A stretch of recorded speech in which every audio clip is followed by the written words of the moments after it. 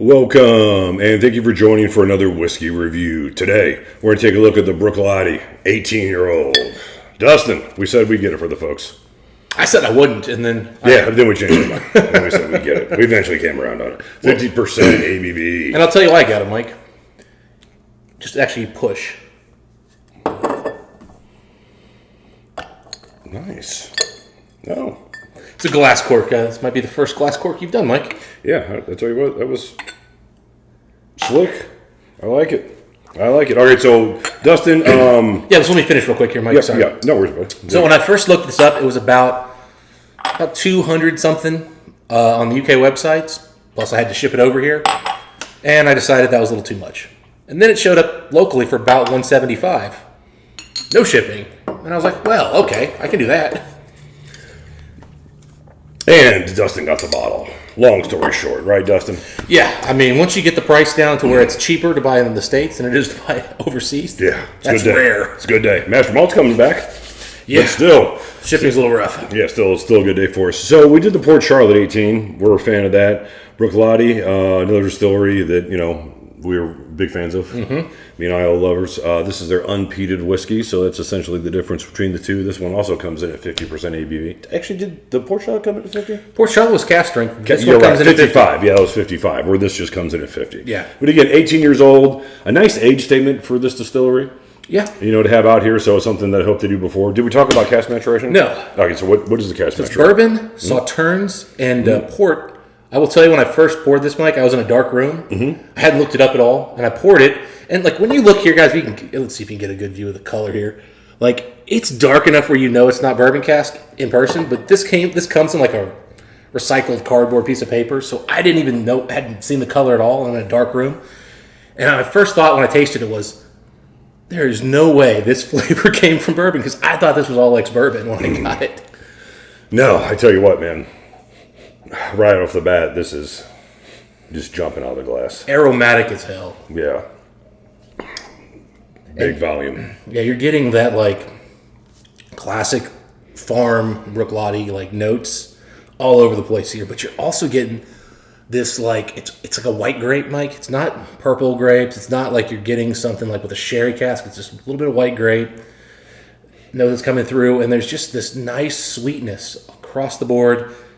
Really nicely done. I don't know much about the classic Lottie and some of the other ones. I thought they were all bourbon, but man, I've heard this is their house style or something. Somebody told me they apparently some very unique cask maturation there at Bruichladdich. I'm a big fan of Sauternes. I've got a couple of long row Sauternes, as you know. Even I think a 9-year-old and 11-year-old, some indie bottlings, and I can really pick up the Sauternes. It's the sweetness in here is I would guarantee is from that cask. That earthy barley husk is so strong on this, though. Yeah, I mean, it's still got Bruichladdich kind of grain note, but the Sauternes really, that sweetness is really covering it up for me.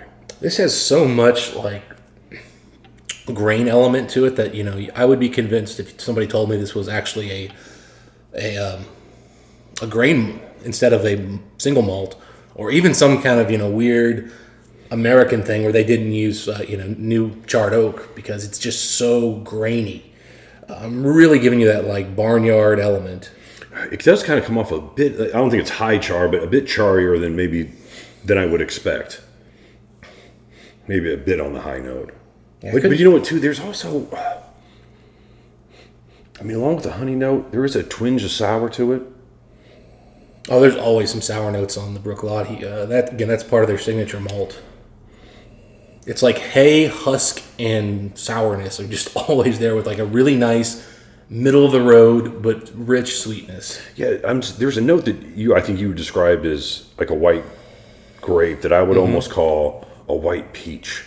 It's very similar to something that's in the Balvenie 21-year-old Portwood. They had a white peach note in that sometimes. I'm getting that white peach note. Which, again, port, that would make sense, I guess, to some degree. Yeah, this is incredibly simple, and yet it has enough layers, enough depth where you really can spend time with it. But really, if you're just nosing this, you're at a bar, you just have, get one pour of this, you're just going to be sitting there enjoying that sweet barley note. That's really the overarching theme here. with that little bit of wine note coming through. And if you dig in, you have time, you'll pick up the port. You'll definitely start to notice a little bit more honey. I think there's even some hints of light chocolate that kind of sneaks in here. I think the sweetness for me is a little bit bigger than it is for you. Well, no, it's sweet, but it's like the barley balances it. It's like it's not over the top like candied vanilla. No, or you're frosting coming in. There's both sides of the fence for sure. And then the sour and the sweet actually kind of are really close together because of that husk note coming through. Whereas I think the sour amplifies it a little bit, but I think a lot of that oomph is actually a little bit of sourness that's coming from that wine, from the Sauternes. Now here at the end, the oak note's coming up a little bit too, which you would expect, or wouldn't be, not expect, but you wouldn't be surprised by an 18-year-old having an oak note. But it wasn't dominant at first. There was a lot of other notes that came first, but now it's here. Yeah, this does not come off as super old. It doesn't, I mean, I'm not saying there's any notes of youth here. My point is, I think this is just well-aged whiskey, but you definitely are not nosing this thinking, oh, we got old whiskey here. Yeah, I don't think there was 30-year-old whiskey or 25-year-old whiskey thrown in here. No. And you know, they didn't get, these casks were nowhere close to a point where they needed to be poured, you know, to avoid having too much oak on them. This is, they really wanted a vibrant whiskey to still come through here. I mean, I think that's got to be what they were going for, is vibrant, but it's got all the refinement. They've removed any of the youthful notes, because like the classic Lottie has a little bit of youth note to it, a little glue that comes through. Nothing wrong with that. It's just, you know, it's not old whiskey. Beautiful, sweet vanilla at first, but then as soon as you swallow, stinging. Comes back real quick. Stinging oak. I won't say, I'll imagine what the port cast is, just super sweet, super dense, dark, chocolatey, dimetapp here on the end. Oh, for as being as vanilla and as oaky and the honey it was at first, it got so dark and so sweet so fast. Dustin. I freaking love this. Woo. So I've talked about like that little grapefruit note. I get on like the Hazelburn 10s, where like when you get into the finish, where that light oak starts giving way to this really citrus, kind of white grapefruit note. It is here in spades, but it's got this rich grape note up front that's from the Sauternes that the Hazelburn doesn't. Yeah, you're right. And it creates just an unbelievable whiskey here, guys. The swell of that sweetness right when you swallow. It's just, man, it's like shoving it back. And there's like this fruity meatiness. Like, it's like if there was a meat version of fruit. Like if you like made a fruit jerky or something. There's that on the finish. Up front, it's classic Bruichladdich. You get that nice barley note, the sweetness. Ho-hum, kind of boring in my opinion, because the finish is an absolute out-of-this-world experience. Like, it's such a different level of an experience. I'm blown away, Mike, still. Let me get a little sip before I do that. Yeah, it's honey and barley on the tongue.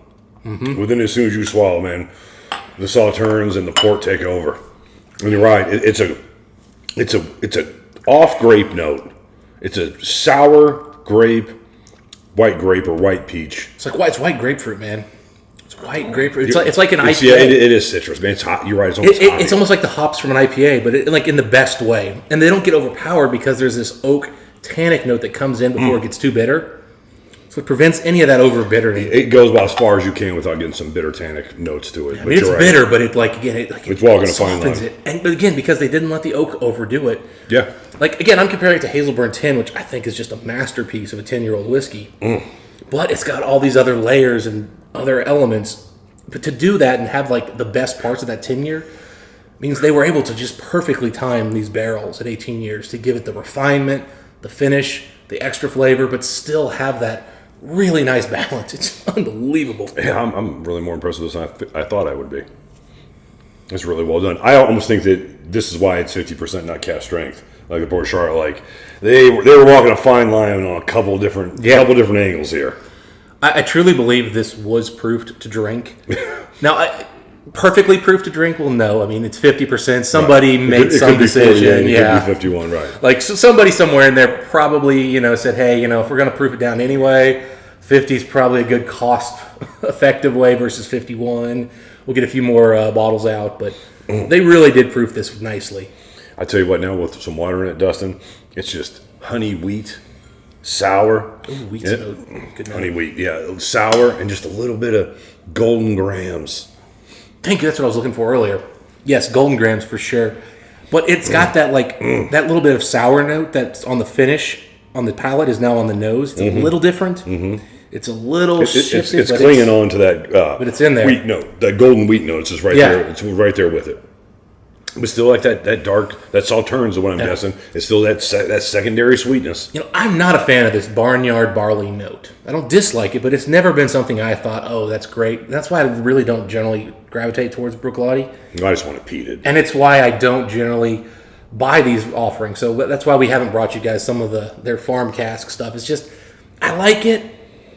It's just not something I go to very often. But this, what they've done with the Sauternes and the port, is incredible. The Sauternes kind of complements the farmy note, the grain farmy note to this really well. Like it's almost like music; it hits the same high notes. You know what I mean? It's even though it's on maybe peanut butter and chocolate. Yeah, they work together. Yeah, they do really work together nice. Because again, you can change that barley note, which can get a little husky, you can get a little corny. Not corn. It's not corn, but a little grainy. Let's say. And then, man, you turn that into golden grams with the right type of sweetness. All right, the water has a little too much water got in here. I poured it light. Doesn't matter. I'm just saying it probably didn't hold water too well. It's still got the nice graham cracker, golden graham kind of note here, but it's lost that perfect magical moment of that sour, note. And it doesn't shock me. Again, I'm pretty confident that this was proofed to drink. They really knew where that line was, and I don't think this thing, and I've done this myself, by the way, Mike, it doesn't work with water. No. Because even the slightest drop of water, you lose that perfect finish. Yeah, That said, it's still an excellent whiskey. And by the way, nice little bit of haze coming through here. It's got really nice, natural, non-chill filtered look coming. Dustin, I have no doubt this is a quality offering. From distillate to cask to, a quality time aging, quality ABV. It's just what it is. Unpeated Bruichladdich, what you're going to get. I think the cask they choose to pair with their standard bourbon cask offering really complement it extremely well. I think the Sauternes, where I'm assuming it's a Sauternes, did an excellent job. But Sauternes does a good job with earthy malts. Again, I like it with Springbank. I like it with Long Row. I like it with, Isla, kind of what I would think of farmier, dirtier distilleries. Finish is still incredible. God. Fish is still good, but it doesn't have that really tart swell initially. It's the beginning of the finish that's not as good, but the finish is still incredible on here. I mean, it's excellent. It's a quality offering. I'm more impressed than I thought I'd be. All right, whiskey score time. I'll go first since it's your bottle. I'm going to give a higher score than I assumed I would. 89 out of 100. This is a $200 whiskey in my opinion, and I would absolutely buy it for $200. It's a good ABV. I like the flavors. If you're going to go non-peated Bruichladdich, which again isn't my ultimate favorite, but this is a good example of it for sure. Dustin, I'm really between two numbers here, Mike, and I'm gonna probably hedge and go with the lower of the two, but I'm really close to going higher. Okay, giving it a 90. You thought 91? I was debating 91. I was debating 90. I think this is an absolute masterpiece. I think it's a very quality offering. I think this is one of the best whiskeys I've had in the last couple of years in terms of the overall quality, the way they put it together, the way they crafted it, and then to do it at an actual affordable and reasonable price in today's market is really, really unprecedented. Bruichladdich has absolutely got a home run here. This is, I think, possibly my favorite 18-year-old whiskey on the market, outside of maybe Springbank 18. Really, I mean, it's 50%. And when you 50% when you factor price in, this is probably the best. Do you like this more than the Port Charlotte? Oh, not even close. The Port Charlotte, I felt like the wine casks that they put in that one were a little too red. I just don't think it was well thought out. It was like, hey, we're going to throw this together and it's going to be pretty good, and it was. This is, we perfected how to get this malt and these casks together, and this is what was just meant to be. As we've said before, heavily peated whiskey covers up a lot of flaws in whiskeys. It does. Yeah, I have no doubt this is a better crafted whiskey. There's nothing, you can't hide anything here. Like No. it's all there to bear. It really is, and I think they did some nice job with the cask maturations. I'm looking forward to trying more of these. I wasn't super high on them. Like when this came out, me and you both were like, let's focus on the Port Charlotte first. Yep. Like we get the Bruichladdich 18, fine, we'll get it or whatever. Yeah, dare I say this is a better whiskey. This is absolutely incredible. We should do a versus series on them. If you guys want us to do that, then let us know. Maybe do like a 18 series. You know, we got the Lafroig 18 as well. Maybe we do. Yeah, we'll do a few of those. I think those are the big 3 new ones. Let us know if there's another 18 we've forgotten. That's regularly available for most people. We'll line up here and we'll do them. Anyway, those are thoughts on this Bruichladdich 18. We're fans, Dustin. We're fans. Absolutely love it, Mike. That's for sure. If you guys have a chance to try us, let us know what you guys think. Dustin, until next time, who do we wish, folks? Happy, shockingly good drinking. See you next time.